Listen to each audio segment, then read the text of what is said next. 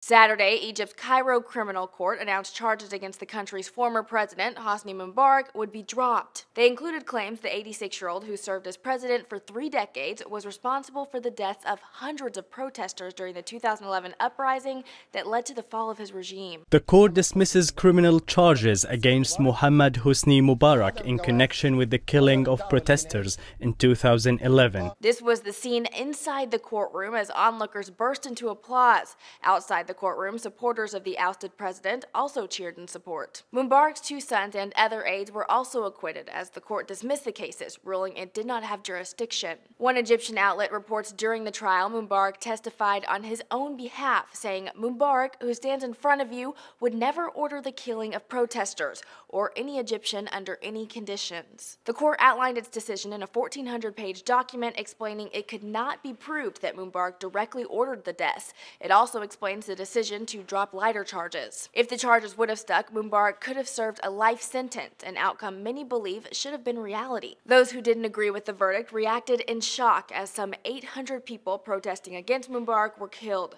The Guardian talked to one protester who helped lead the 2011 movement. "It's very depressing. I saw the blood of the people who died in January 2011 and I carried some of them myself. What a shame for the judicial system. What a shame for Egypt as a state.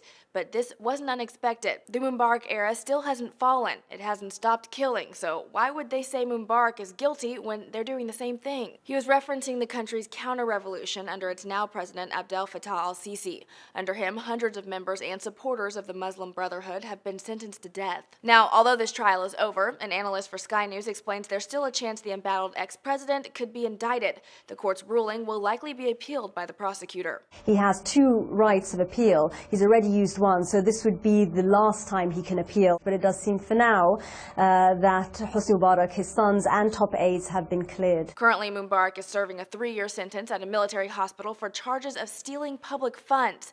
His sons are serving 4 years for the same crime. Mubarak is expected to be released next year. For Newsy, I'm Jasmine Bailey.